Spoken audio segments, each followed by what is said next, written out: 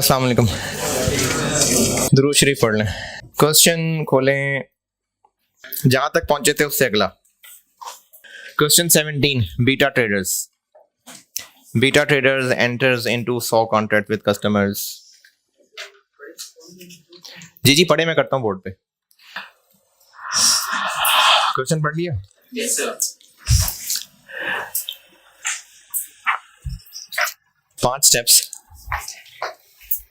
Identify the contract. Identify separate performance obligations. Determine transaction price. Allocate transaction price. बिल्कुल ठीक है।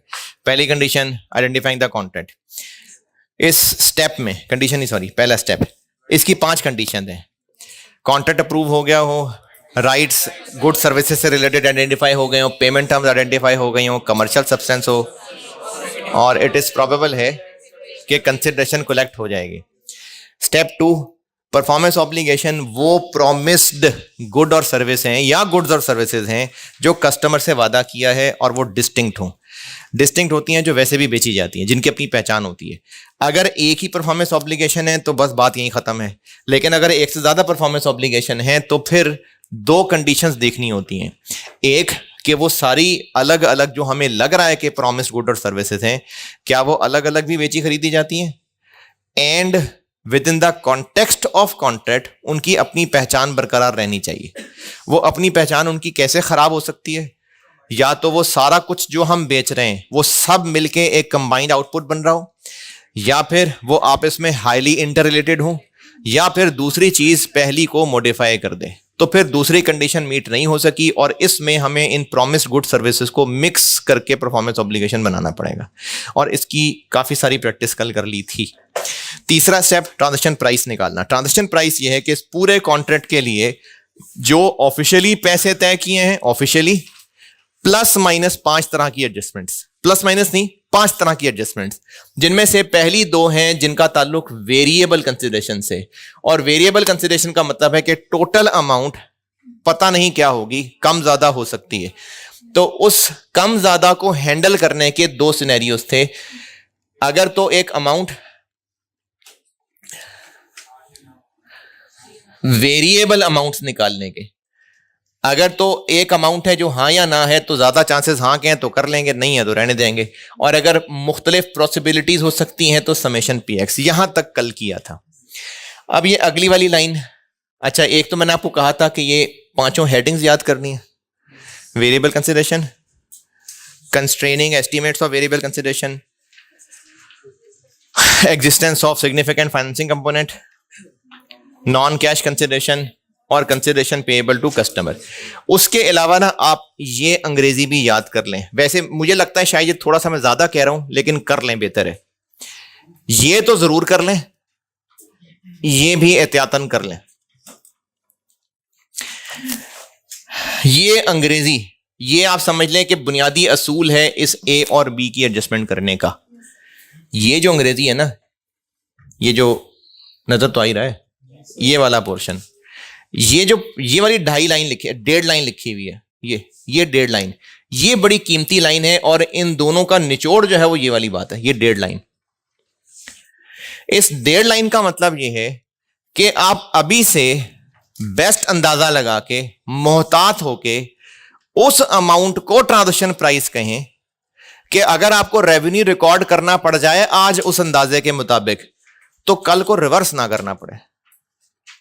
यानी पहले जिस तरह स्टूडेंट पेपर दे के आता है तो मोहतात होके अपने थोड़े नंबर लगा रहा होता है, क्योंकि अगर कल को ज्यादा आ गया तो चलो खुश होगा, लेकिन वैसे तो नंबर नहीं आने चाहिए, लेकिन टेस्ट की बात कर लेते हैं। ज्यादा आ गए तो खुशी तो होगी, तो नहीं सही हो रहा। चले, मैंने बस ये बताना था कि ये लाइनें हैं।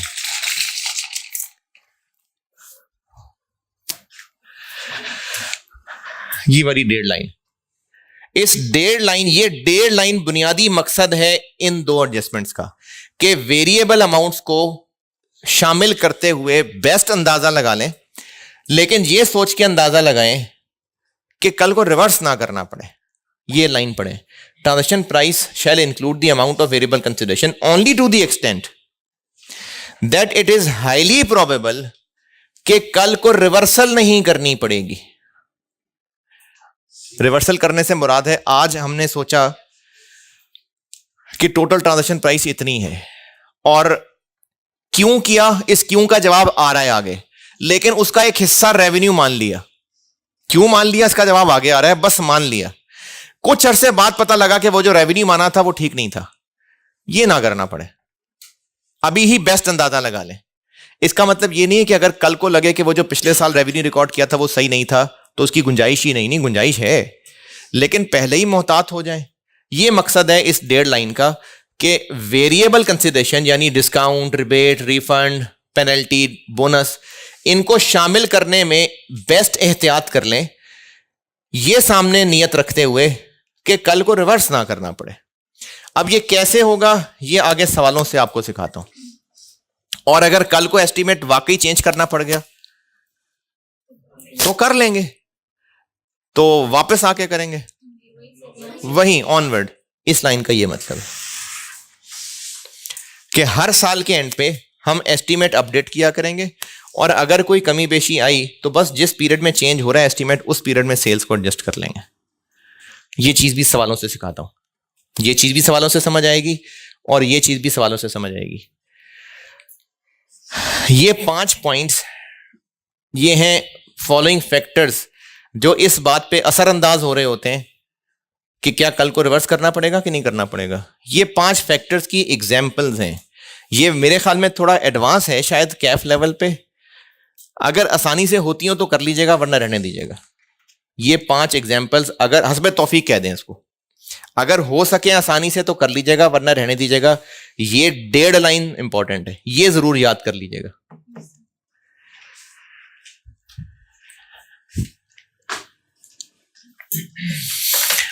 अच्छा, याद करने वाली बात इसलिए कह रहा हूं क्योंकि ना न्यूमेरिकल सवाल तो हैं लेकिन डिस्कशन के सवाल भी हो सकते हैं, तो उनमें मशवरा देते हुए कुछ की सेंटेंसेस हैं वो जरूर आंसर में आने चाहिए, तो उस लिहाज से ये इंपॉर्टेंट बात है।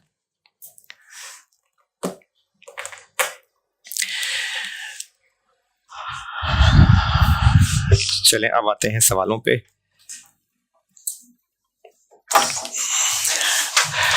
वो सवाल बीटा लिमिटेड वाला, बीटा ट्रेडर्स वाला।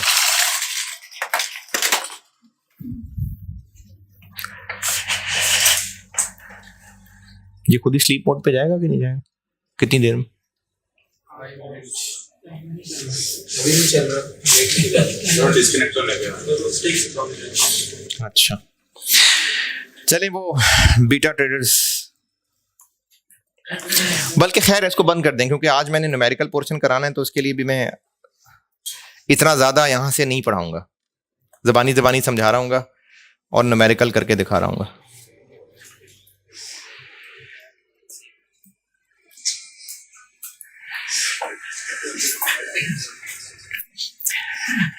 सवाल पढ़ लिया तो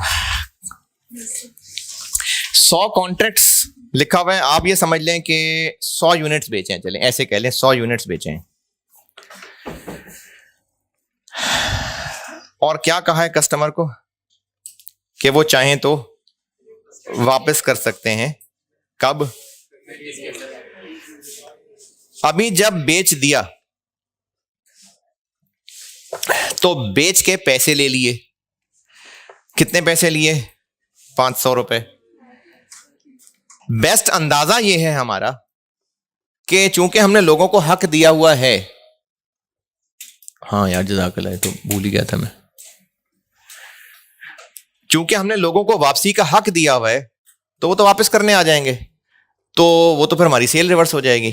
तो हम आज ही बेस्ट अंदाजा लगा लें कि कितने हैं जो वापस आएंगे, तो उतने को हम सेल ही नहीं मानते आज। जब हमने उनको हक दिया हुआ है कि वो चाहे तो वापस कर जाएं, तो जब तक वो ओके नहीं कर देते तब तक हम सेल ना माने। तो हम बेस्ट अंदाजा लगाएंगे कि कितने हैं जो वापस आ जाएंगे, उनको फिर हम सेल नहीं मानेंगे। आज फिर क्या करेंगे वो बताता हूं। तो आज हमने बेस्ट अंदाजा क्या लगाया कि 92 वापस नहीं आएंगे। 1 जनवरी 18 को, ये मैं क्या है आपके बुक में सवाल 17, ये मैं प्रैक्टिस क्वेश्चन 17 कर रहा हूं। बीटा ट्रेडर्स के नाम से। ये किसी के पास मेरी पुरानी राइज वाली बुक है तो उसमें ये क्वेश्चन 15 था। 1 जनवरी 18।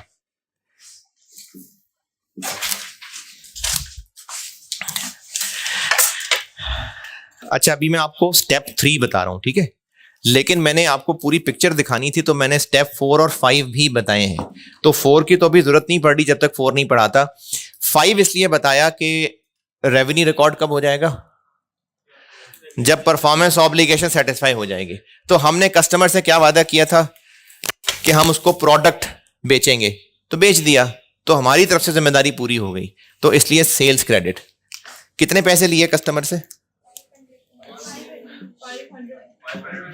और बेचे कितने? 100 नहीं 100। पैसे तो 100 के मिलेंगे, कितने? हमारा बेस्ट अंदाजा यह है कि इनमें से 8 वापस आ जाएंगे, 92 वापस नहीं आएंगे, मतलब 8 आ जाएंगे। तो फिर हम ना सेल्स अभी 100 को नहीं मानते, हम मान लेते हैं 92 को।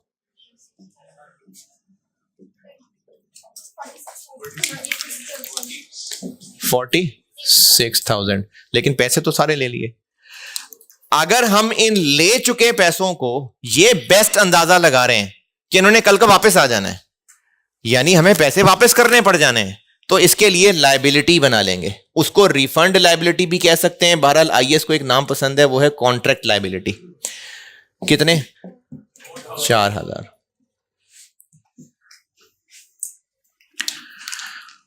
तो चूंकि इसमें कस्टमर के पास राइट है कि वो वापस कर सकता है, तो ये वो वेरिएबल कंसिडरेशन के अंदर फॉल कर गया।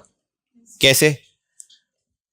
कि अगर से वापस कर दिए तो हमारी टोटल रेवेन्यू कम हो जाएगी, पता नहीं वापस करेगा कि नहीं करेगा, अनसर्टेनिटी। तो ये वेरिएबल कंसिडरेशन की मिसाल है। तो इसमें तरीका क्या? अच्छा, इसमें अब अगर आप ये कहें जी वो प्रोबेबिलिटी किधर है, तो प्रोबेबिलिटी वाले कुछ सिनेरियोस थे, हर सिनेरियो प्रोबेबिलिटी वाला नहीं होगा। जैसे कल हमने वो बोनस और पेनल्टी कैलकुलेट की थी, उसमें किसी में लग रही है प्रोबेबिलिटी, जरूरी नहीं कि प्रोबेबिलिटी ही है इसके अंदर। मकसद क्या है? बेस्ट अंदाजा लगाना है। समेशन पीएक्स भी किस लिए कर रहे थे? बेस्ट अंदाजा ही लगा रहे थे। बोनस को शामिल करना है क्योंकि 85% चांस है कि हम काम टाइम पे खत्म कर लेंगे, तो ये 85% चांस है क्या है? अंदाजा ही है ना। तो प्रोबेबिलिटी सवाल में है तो कल उसको इस्तेमाल कर लिया था, वरना सारी चीज सिर्फ प्रोबेबिलिटी की नहीं है, बात है बेस्ट अंदाजा। तो जहां वेरिएबल कंसिडरेशन होगी, मिसालें bonus, penalty, discount, return, refunds, ये सब है वेरिएबल कंसिडरेशन की मिसालें। तो वेरिएबल कंसिडरेशन की मिसालों में एंड रूल क्या है याद रखने वाला? बेस्ट अंदाजा। अब वो बेस्ट अंदाजा कैसे लगाना है, वो सवाल के डेटा को देख के लगाना है। ठीक है, जाग रहे हैं? आंखें नशीली हैं। फिर सेल्स क्यों रिकॉर्ड नहीं की?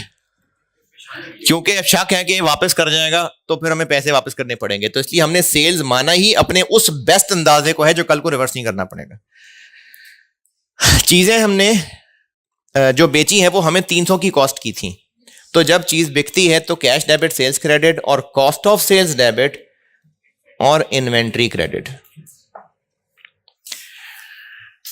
हमें कॉस्ट की है ये चीज 300 की। एक लाइन मैंने गैप रखा है बीच में, इन्वेंट्री से निकाल के हमने 100 यूनिट्स दे दिए, 300 का हमें एक कॉस्ट किया था 30,000। लेकिन क्या हमने पूरे के पूरे 100 को ही सेल्स मान लिया? तो फिर 100 की कॉस्ट को कॉस्ट ऑफ सेल मान लें? नहीं, जब हमने 92 को सेल माना है तो कॉस्ट ऑफ सेल भी 92 की कॉस्ट को मानेंगे, तो हम करेंगे 92 इंटू 300।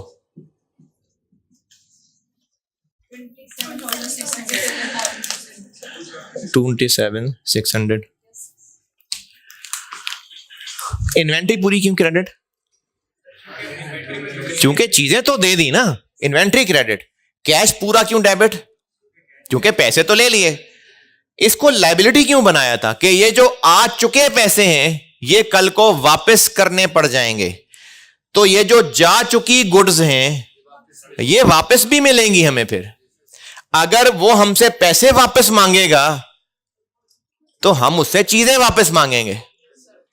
अगर उसको पैसे वापस करना हमारी लायबिलिटी है तो कल को उससे चीजें वापस लेना हमारा एसेट है। तो इसके लिए हम एक एसेट बना लेंगे। एसेट का वर्ड भी यूज कर सकते हैं, राइट भी कह सकते हैं, for recovery of goods. Right का वर्ड भी यूज कर सकते हैं, right of recovery of goods, या ये भी ठीक है, asset for recovery of goods. ये दोबारा सुने, पैसे हमें पूरे मिले हैं, कैश पूरा डेबिट, लेकिन हमारा बेस्ट अंदाजा ये है कि कल को सेल्स अल्टीमेटली इतनी होनी है, बाकी तो वापस आ जानी है चीजें। तो जब चीजें वापस आ जाएंगी तो पैसे वापस करने पड़ेंगे, तो उन पैसे वापस करने को लायबिलिटी बना लिया। और चीजें कल को वापस अगर करता है, नहीं, अगर कल को पैसे वापस लेने आता है तो फिर चीजें हम वापस मांगेंगे उसे कि पहले चीजें ला के दो, तो वो चीजें वापस लेना फिर हमारा एक राइट है। और 8 चीजों के पैसे को हमने लायबिलिटी बनाया, तो वही 8 चीजें देने को हमने एक अलग से एसेट बना लिया। ये हो गया 1 जनवरी 18 का वाकया। ये इन चारों लाइनों का मतलब है।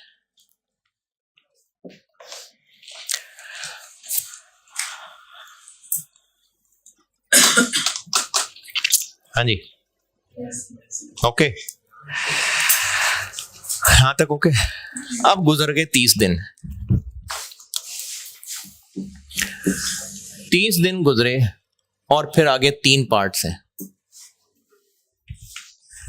पहला सिनेरियो ये है कि हम सोचते रह गए लेकिन वापस कोई नहीं आया और 30 दिन गुजर गए, तो अब हमारी लायबिलिटी खत्म, और हमने पहले इसको मोहतात रहते हुए सेल रिकॉर्ड नहीं किया था, अब कर लेंगे। तो चूंकि कोई वापस नहीं आया तो कॉन्ट्रैक्ट लायबिलिटी डेबिट और सेल्स क्रेडिट 4000। और अब सेल मान ली तो फिर कॉस्ट ऑफ सेल भी मान लें, कॉस्ट ऑफ सेल्स डेबिट और इन्वेंट्री क्रेडिट नहीं, वो जो राइट बनाया था उसको क्रेडिट।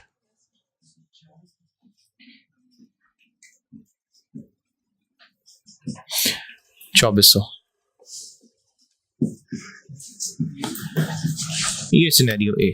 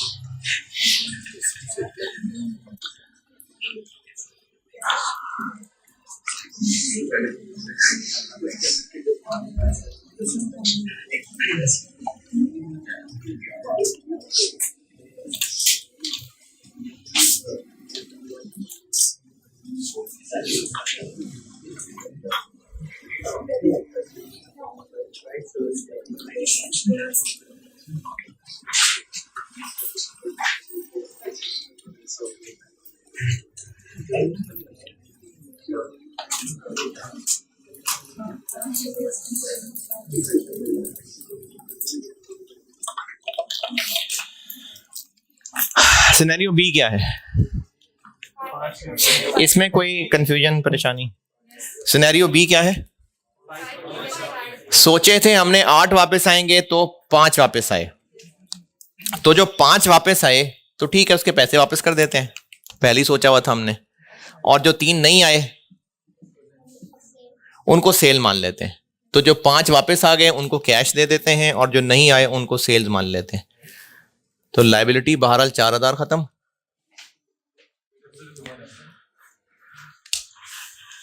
तीस दिन के बाद सोचा था हमने कि 8 वापस आएंगे, कितने वापस आए? तो जो 5 वापस आए फिर उनको पैसे देने पड़े ना, तो दे देंगे पैसे, कैश क्रेडिट 2500। और जो 3 नहीं आए उनको अब सेल्स बना लेते हैं 1500। और यही सुलूक कॉस्ट ऑफ सेल के साथ भी करते हैं। जो 5 वापस आ गए वो वापस आके शराफत से इन्वेंट्री में बैठ गए जाके, 5 इंटू 300। और जो 3 नहीं आए वो कॉस्ट ऑफ सेल्स बन गए 900। और वो जो हमने रिकवरी का हक रखा हुआ था वो बहरहाल खत्म हो गया।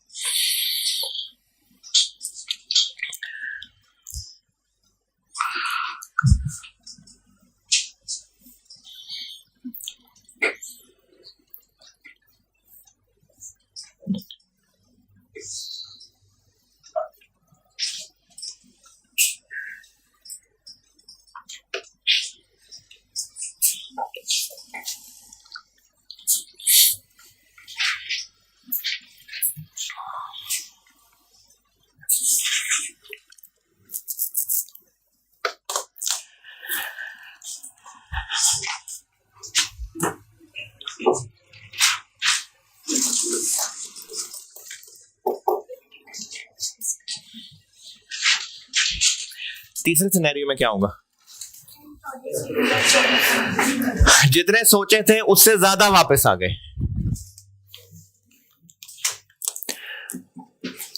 यानी कैश कितना वापस करना पड़ गया? 10, 5000। लेकिन हमने तो जिम्मेदारी बनाई ही सिर्फ 4000 की थी, तो बाकी फिर हम सेल्स कम कर लेते हैं क्योंकि हम ज्यादा सेल्स बना बैठे थे फिर, तो सेल्स कम कर ले। इसको सेल रिटर्न भी कह सकते हैं, लेकिन सेल्स वो बचपन की बातें हैं कि सेल रिटर्न डेबिट और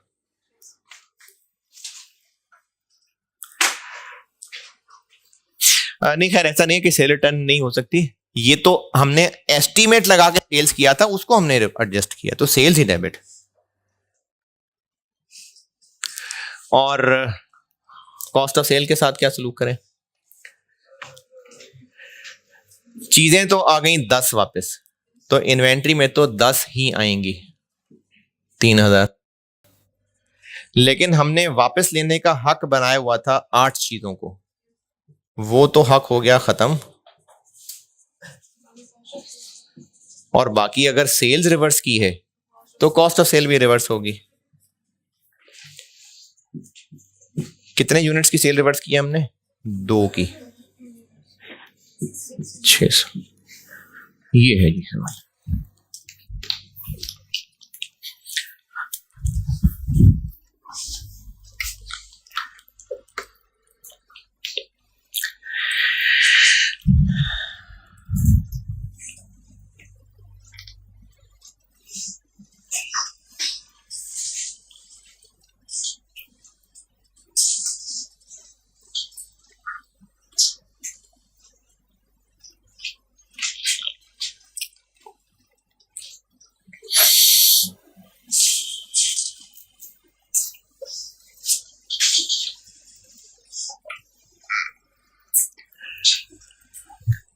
कोई जाग रहे हैं?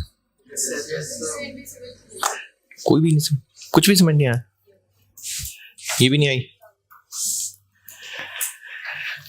ये आ गई, ये भी नहीं आई, ये आई है। क्यों सेल्स क्यों क्रेडिट किए? शुरू से ही सारा कुछ बता देता हूं। जब चीजें बेची थी तो कैश तो पूरे 100 यूनिट्स का मिला था, कैश पूरा डेबिट। लेकिन हम तब बेस्ट अंदाजा, अच्छा क्यों अंदाजे क्यों लगाते फिर रहे थे? क्योंकि राइट था कस्टमर के पास कि वो वापस कर सकता है, तो इसको फिर हमने वेरिएबल कंसिडरेशन ट्रीट किया और बेस्ट अंदाजे को सेल्स कहा। तो हमारा बेस्ट अंदाजा था 92 वापस नहीं आएंगे, तो उसको सेल कह दिया। 8 वापस आ जाएंगे तो उसको भी सेल नहीं कर, लायबिलिटी बना लिया। लायबिलिटी क्यों बना लिया? क्योंकि कैश मिल चुका है, चीजें दे दी, इसलिए इन्वेंट्री से सारा क्रेडिट किया। लेकिन जितने यूनिट्स की सेल मान रहे फिर उतने की कॉस्ट ऑफ सेल भी मान रहे हैं, और जितनों के पैसे हम वापस करने की लायबिलिटी बना रहे हैं उतनी चीजें दे देने को, वापस लेने को भी एसेट कह रहे हैं। ये 1 जनवरी का बेस्ट अंदाजा था। मंथ एंड पे आके जब 30 दिन खत्म हो गए तो अब इस अंदाजे को अपडेट किया, बल्कि अंदाजे को अपडेट क्या किया, एक्चुअल पिक्चर सामने आ गई। सिनेरियो ए ये है कि हमने सोचा था 8 यूनिट्स वापस आएंगे, तो कोई भी वापस नहीं आया। तो जो पहले पैसे ले लिए थे और उसको वापस करने के डर से लायबिलिटी बना लिया था, अब उसको सेल्स कह दें। अब कह देते हैं sales liability debit, sales credit. Cost of sales नहीं कहा था, अब कह देते हैं कॉस्ट ऑफ सेल्स डेबिट, और ये जो एक एसेट बनाया था ये क्रेडिट। सिनेरियो ए। अब ये इसी का एक मिक्सचर है कि 8 सोचा था वापस आएंगे, 5 आए, 3 नहीं आए, तो जो 3 नहीं आए वो सेल्स, तो contract liability debit, sales credit, cost of sales debit और एसेट फॉर रिकवरी क्रेडिट। और जो वाकई वापस आ गए उनके पैसे देने पड़ गए, तो पैसे देने पड़ गए तो लायबिलिटी खत्म, क्योंकि अब तो पैसे दे दिए, तो लायबिलिटी डेबिट और कैश क्रेडिट। और वो जो गुड्स वापस लेने का हक था वो आ गई चीजें वापस, और आके अब वो इन्वेंट्री चली गई।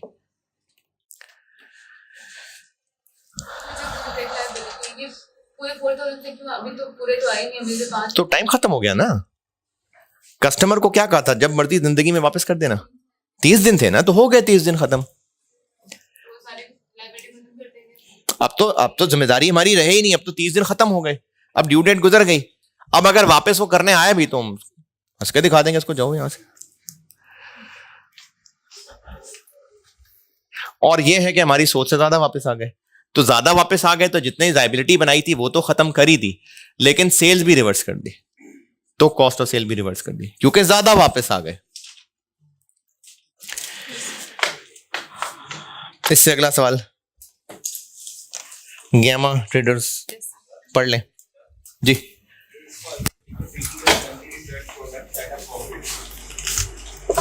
क्या क्या क्या है?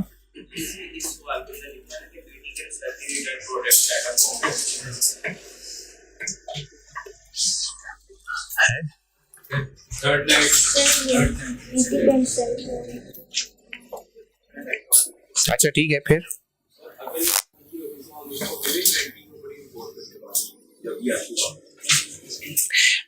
अच्छा, इसका मतलब ये है, इस जुमले का मतलब सिर्फ इतना है कि जो चीजें वापस आई हैं वो सही सलामत है, एनआरवी राइट डाउन की जरूरत नहीं है, ये मतलब था बस इसका। तो क्या पता ये रैंड भी आ गया हो, हमें नहीं पता ना ये रैंड क्या है, तो अवेलेबल डाटा की एंट्रीज करनी है जो भी करनी है। तो इसका मतलब सिर्फ इतना था, BT can sell the return products at profit का सिंपल इतना मतलब है कि किसी एनआरवी राइट डाउन की जरूरत नहीं है। नहीं, वो कह रहा है जब प्रॉफिट पे बेच सकते हैं तो एनआरवी ज्यादा ही है ना कॉस्ट से।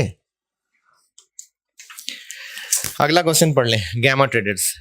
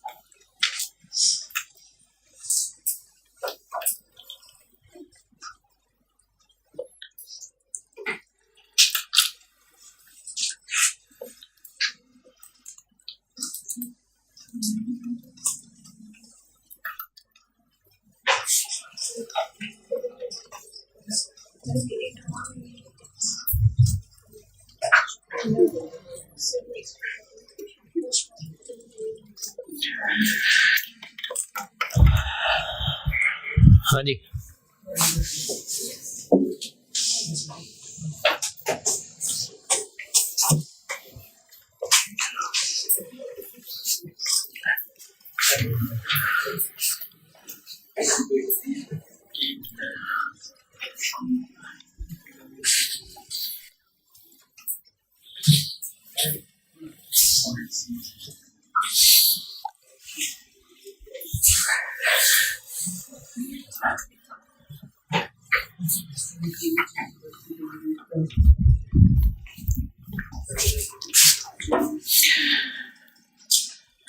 कस्टमर को 1 साल का कॉन्ट्रैक्ट किया और ये बताया कि अगर आपने टोटल पूरे साल में इतने यूनिट्स खरीदे तो ये प्राइस चार्ज करेंगे 500 तक, 500 से ज़्यादा खरीदे तो इतनी प्राइस चार्ज करेंगे और 800 से ऊपर निकल गए तो इतने। और इस बात का क्या मतलब है कि sale price will be adjusted retroactively once customer reaches certain sale volume. यानी जब तक वो ऑफिशियली हमसे 500 से कम यूनिट्स खरीदे होगा तो हम चार्ज तो उसको 5000 करेंगे, लेकिन अगर वो 2 यूनिट्स भी और खरीद लेगा कि 500 से ऊपर निकल जाएगा तो हम वो जो 2 यूनिट्स बेच रहे होंगे वो तो 4000 का बेचेंगे और जो पिछले 5000 थे 500 उनका भी 1000 वापस करेंगे। ये मतलब है इस बात का। ये अंग्रेजी पढ़ के देखिए बात समझ आई कि नहीं। अभी इस वक्त पहले महीने में कस्टमर ने खरीदे हैं कितने यूनिट्स 130 और हमारा बेस्ट अंदाजा है कि पूरे साल में ये 610 खरीदेगा। हमारे बेस्ट अंदाजे के मुताबिक ये फॉल करेगा दूसरी क्लास में। हमारे बेस्ट अंदाजे के मुताबिक अल्टीमेटली इसको 4000 ही हमने चार्ज करना है। तो वो जो अभी इस वक्त हमें ऑफिशियली 5000 दे रहा है, प्रैक्टिस क्वेश्चन 18, अभी इस वक्त जो हमें वो कैश दे रहा है वो दे तो रहा होगा 5000 के हिसाब से। क्यों 5000 के हिसाब से? हम अभी से उसको कह दें कि यार तुमने खरीद तो लेना ही है, नहीं वो तो भाग जाएगा, उसने तो आना नहीं दोबारा खरीदने फिर। तो अभी इस वक्त जो ऑफिशियली हमसे खरीद रहा है वो तो 130 खरीद रहा है, तो कैश तो हम उससे 5000 लेंगे। कितना? 650,000। लेकिन हमें खुद पता है कि कल को चूंकि उसने ज्यादा यूनिट्स खरीद लेने हैं तो हमने इसको प्राइस रिवाइज करके 4 तो कर ही देना है। अच्छा, ये भी वेरिएबल के अंदर आ रहा है। क्यों? क्योंकि कॉन्ट्रैक्ट में उससे कहा हुआ है तो वो कर सकता है कल को ज्यादा यूनिट्स परचेज, हमें प्राइस कम करनी पड़ जाएगी, तो वेरिएबल कंसिडरेशन। तो इसका हल क्या है वेरिएबल कंसिडरेशन का? बेस्ट अंदाजा। तो हमारा बेस्ट अंदाजा है कि अल्टीमेटली 4000 ही होना है, तो इसलिए अभी हम सिर्फ 4000 रुपए को रिकॉर्ड करेंगे। 520,000 और बाकी 1000 बाकी फिर हम लायबिलिटी बना लेंगे। Contract liability 130। ये प्रैक्टिस क्वेश्चन 18 है।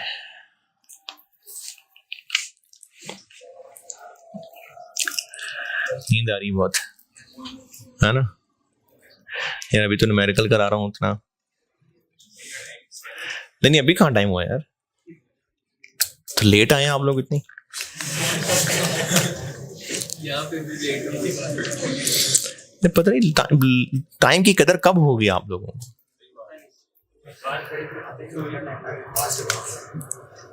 अच्छा, अगर इसकी कॉस्ट ऑफ सेल दी होती तो वो भी कर तो देते, लेकिन चले मैं कहता हूं उसकी कॉस्ट 2000 रुपए। अब उसके हिसाब से जो भाई यूनिट्स तो बेच दिए ना, बात तो प्राइस की हो रही है, बस कॉस्ट ऑफ सेल तो पूरी ही होती, यूनिट्स तो नहीं वापसी की बात हो रही है, हाँ, या प्राइस कम करने की बात हो रही है। तो अगर इसकी कॉस्ट 200 रुपए दी होती तो वो तो पूरी 200 ही कॉस्ट ऑफ सेल होती। मैं नहीं कह रहा हूं ना 200, 2000 कर लो यार, मेरा सवाल था, मैंने 200 रख लिया, 2000 रुपए कर लें। बात यह है कि जो कॉस्ट है उसकी हम पूरी एंट्री कर देते, क्योंकि यहां यूनिट्स क्या नहीं है झगड़ा, प्राइस की बात हो रही है, तो कॉस्ट ऑफ सेल तो पूरी ही रिकॉर्ड करते। पिछले सवाल में यूनिट्स की बात, यार अभी जागे जागे भी 2 सवाल करने हैं, बस 2 सवाल करके छुट्टी। चले एक मैं एक आप,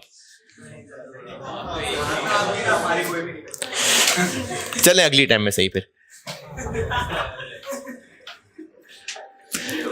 अगला क्वेश्चन, ये क्वेश्चन क्लियर कि नहीं? अगला क्वेश्चन बस यही था। नहीं पास पेपर वाला नहीं अभी ये तो, इससे अगला क्वेश्चन देखिए।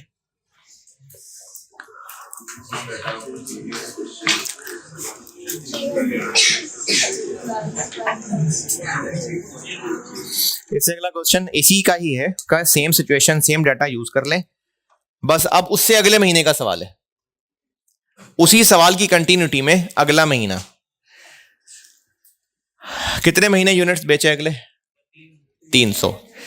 अच्छा देखें, ऑफिशियली अभी भी वो 500 के अंदर अंदर ही है, क्योंकि 130 पहले बेचे थे, उसको 300 और बेचे, तो टोटल मिला के 430। तो अभी भी चूंकि वो ऑफिशियली 500 के अंदर है, तो कैश तो मुझसे अभी भी 5000 ही लेंगे।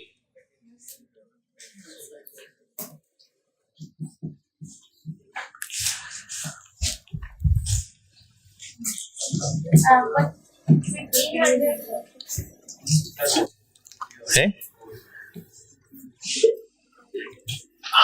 अच्छा, बाकी चले दोनों सवाल मैं ही कर देता हूं, लेकिन थोड़ा सोचें तो सही, क्या करें एंट्री?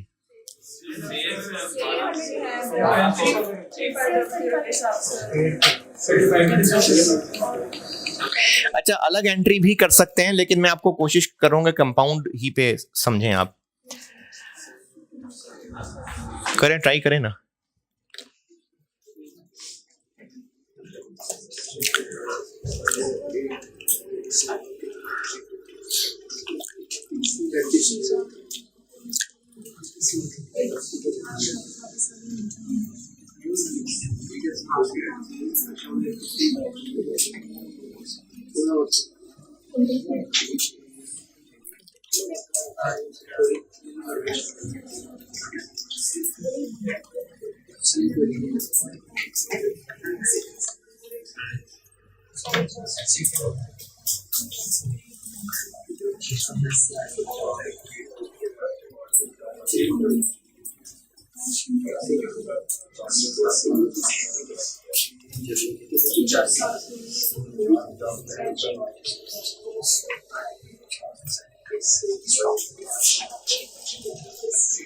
हाँ जी,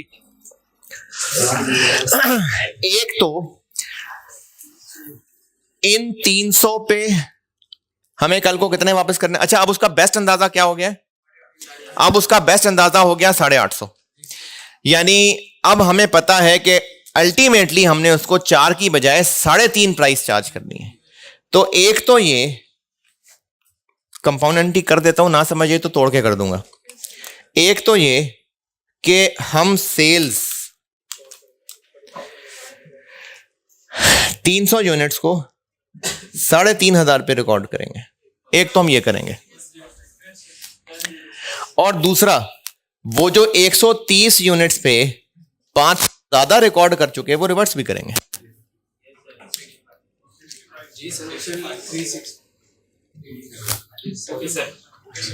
उसको भी हम अपडेट करेंगे, क्योंकि एस्टीमेट था, अब वो अपडेट होगा। तो अपडेट होगा तो जिस पीरियड में एस्टीमेट चेंज होगा उसी में अकाउंट फॉर होगा। ये पहले जो सेल ज्यादा रिकॉर्ड हो गई वो कम किया ना। हमने 130 यूनिट्स 4000 पे रिकॉर्ड किए हुए, वो भी अब कितने पे पढ़ने हैं? 3500 पे, तो वो 500 भी हम कम कर रहे हैं। जो ये वाले 300 यूनिट्स हैं उनको तो कर ही 35 पे रिकॉर्ड रहे हैं, और जो पिछले ज्यादा रिकॉर्ड कर रहे थे उनका 500 कम कर रहे हैं। तो सेल्स कितनी? 985,000। कॉन्ट्रैक्ट लायबिलिटी, एक तो वैसे ही बैलेंस कर लें और दूसरा समझ के भी कर लें, जो अभी 300 यूनिट्स बेच रहे हैं इनमें से कितने वापस करने हैं? 1500। और वो जो पहले 130 बेच चुके थे उन पे 500 और वापस करने हैं।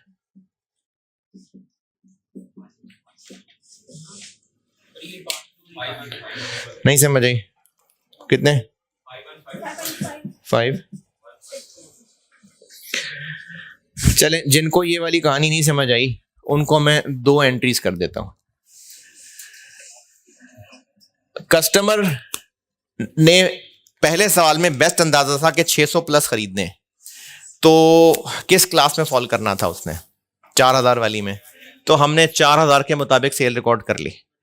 अब दूसरे महीने में उसने अभी खरीदे तो हमसे 300 ही हैं, यानी अभी भी ऑफिशियली लेंगे तो मुझसे 5000, लेकिन अब हमारा बेस्ट एस्टीमेट ये है कि वो तीसरी क्लास में फॉल कर जाएगा। तो अब तीसरी क्लास में फॉल कर गया तो हम उसको अल्टीमेटली कितने चार्ज करेंगे? 3500। तो एक काम तो ये करेंगे कि जो पिछली हमने 4000 पे सेल रिकॉर्ड कर ली है उसको 35 पे कर रहे हैं ना, तो 500 रिवर्स कर दें। तो 500 की सेल रिवर्स कर देते हैं।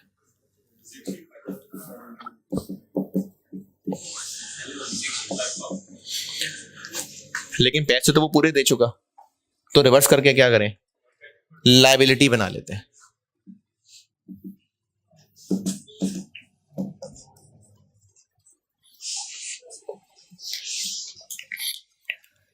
और अब ये जो 300 बेच रहे हैं इनकी सेल रिकॉर्ड कर लेते हैं।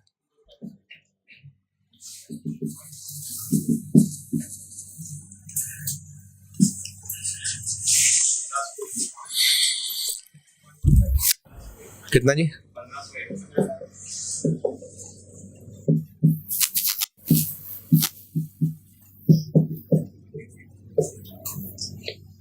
10-60 और बाकी 1500 रुपए।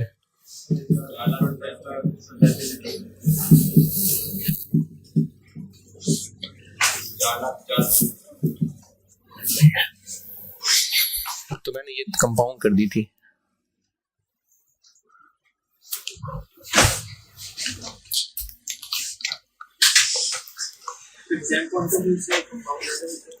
जिसमें आपको आसानी हो।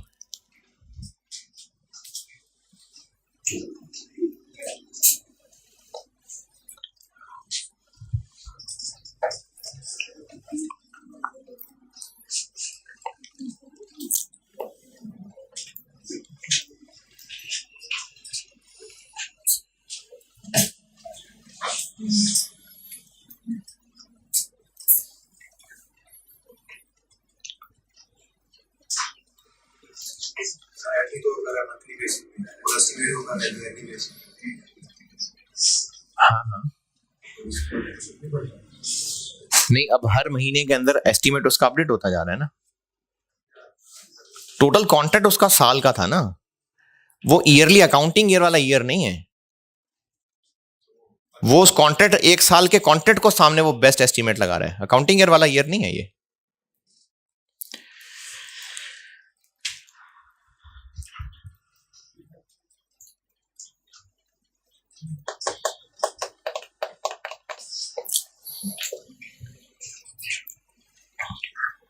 हाँ जी, 2 सवाल गए थे, एक ये, एक और मैं ही करा देता हूं। हैं? सवाल तो एक ही है ना यार। नहीं, वो तो फिर मैंने एक दफा मैंने लिखा, एक उसने लिखा, एक उसने लिखा, एक उसने लिखा, वो तो बहुत दफा हो गया। चलो अगली टाइम में सही। फिर ऑटम 2018 ऐसा ही है, बस सिर्फ दिखाना ही है कि देखें वैसा ही है। नहीं नहीं नहीं, ऑटम 2018 इतना पुराना भी नहीं है, 5 साल हैं बस पुराने।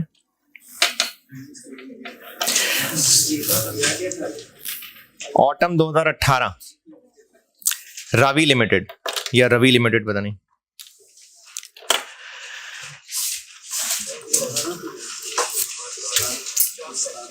हाँ जी, 4 साल पुराना है।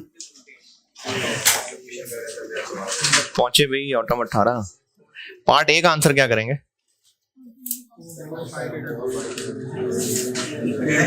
List the 5 steps. 3 नंबर आगे, 3 नंबर। चलें पार्ट बी पढ़ लें। पार्ट बी पढ़ लें।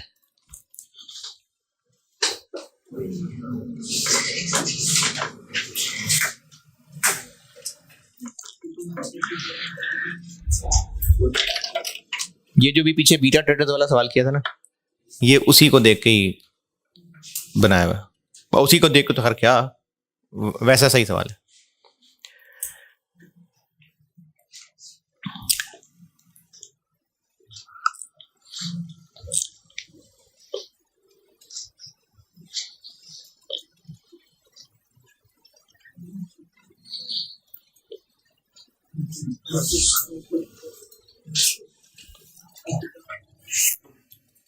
जी पढ़ लें तो मैं करूं या आप करें?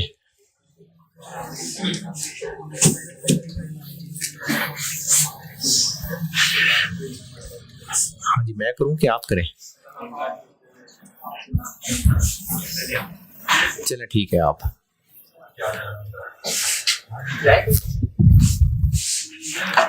नहीं ट्राई करना है तो कर लें।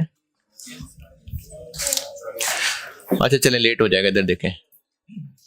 वो होमवर्क कहा नहीं हुआ ना, वरना मैं होमवर्क कह देता, लेकिन कहा नहीं है मैंने कि होमवर्क दिया करूंगा। किसी ने होमवर्क करना है तो चला जाए बेशक, मैं तो बोर्ड पे कर देता हूं। जिसने होमवर्क खुद ही करना हो चला जाए। पूछा ये है कि 1 जनवरी की भी नहीं, 1 जून की एंट्री भी करें और 30 जून की एंट्री भी करें, फॉलोइंग इंडिपेंडेंट सिचुएशंस पे। पहली सिचुएशन, हमारा बेस्ट अंदाजा है कि 5% वापस आ जाएंगे। ये बिल्कुल अभी बीटा ट्रेडर जैसा सवाल है। हमारा बेस्ट अंदाजा है कि 5 यूनिट्स वापस आ जाएंगे। तो 1 जून को बेचे कितने? ये पहला सिनेरियो कर रहा हूं जी। बेचे कितने? 500 यूनिट्स बेचे, तो कैश तो मिला पूरे 500 यूनिट्स का इनटू 200, कितना? 1 लाख।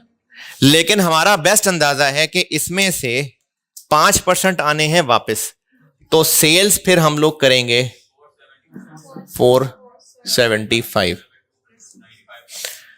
95। तो बाकी को हम फिलहाल कॉन्ट्रैक्ट लायबिलिटी कह लेते हैं।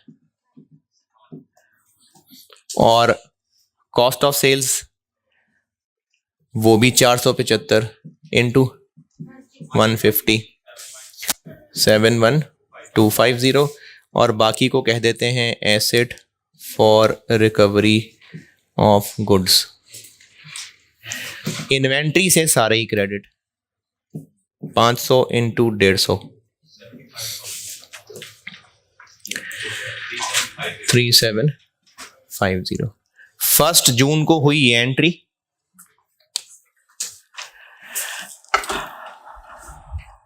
और 30 जून को क्या हुआ? हमने सोचा था कि 25 यूनिट्स वापस आएंगे, 20 वापस आए, तो 5 नहीं आए। तो 5 को सेल मान लेते हैं और 20 को पैसे वापस कर देते हैं। कॉन्ट्रैक्ट लायबिलिटी बहरहाल सारी खत्म। ये बिल्कुल वही बीटा ट्रेडर्स वाला ही है। और जिनको पैसे वापस कर दिए, 20 यूनिट्स को 200 वापस कर दिए, 4000। और जो 5 यूनिट्स वापस नहीं आए उनको सेल मान लिया।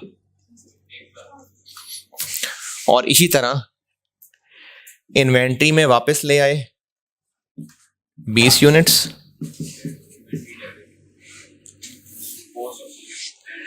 3000। और जो 5 वापस नहीं आए वो बिक गए। और ये एसेट फॉर रिकवरी खत्म।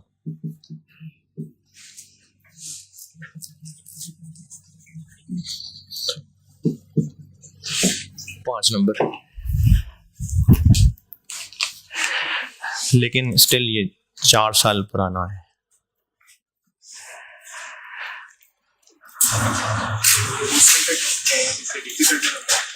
कुछ आसान आए हैं, कुछ डिफिकल्ट आए हैं। वैसे देखें तो लेवल बढ़ ही रहा है, लेकिन बीच में आसान आसान भी हैं। 100% की इंशाल्लाह कोशिश है कि 100% प्रैक्टिस क्लास में हो, लेकिन कुछ आप भी कर रहे हुआ करें, वरना तो सारी मैं कर दूंगा। हैं, ये आखिरी ग्रेड है।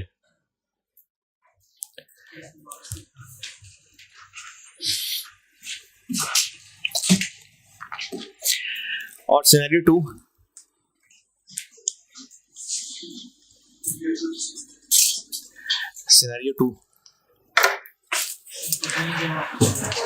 सिनेरियो टू ये है कि पहले कभी हमने इस तरह की चीजें बेची ही नहीं, हम कोई अंदाजा ही नहीं लगा पा रहे, तो मोहतात क्या है? हम अंदाजा ही नहीं लगा पा रहे, पहली दफा इस तरह की चीज हमने बेची है, तो मोहतात क्या है कि सब वापस आ जाएंगे, क्योंकि इसके पीछे बेसिक लॉजिक है कि आपने एहतियातन उतनी सेल माननी है जो आपको कल को वापस ना करनी पड़े। तो अगर हमें समझ ही नहीं आ रही कि कल, क्योंकि पहली दफा तो चीज बेची है, the product is new. Scenario 2, the product is new and RL has no historical evidence कि कितने वापस आएंगे। तो ये सेफ है कि सारी बिक जाएंगे, कोई वापस नहीं आएगा, या ये सेफ है कि सारी वापस आ जाएंगे? सारे ही वापस आ जाएंगे। तो फिर ये सेल ही नहीं आएगी और सारी ही contract liability, cost of sale नहीं आएगी और सारा ही ये। और फिर जब 20 वापस आएंगे तो 20 को वापस ले लेंगे और बाकी को सेल और कॉस्ट ऑफ सेल बना लेंगे। अभी तक भी iPhone 15 ठीक है? ठीक है जी, अल्लाह हाफिज।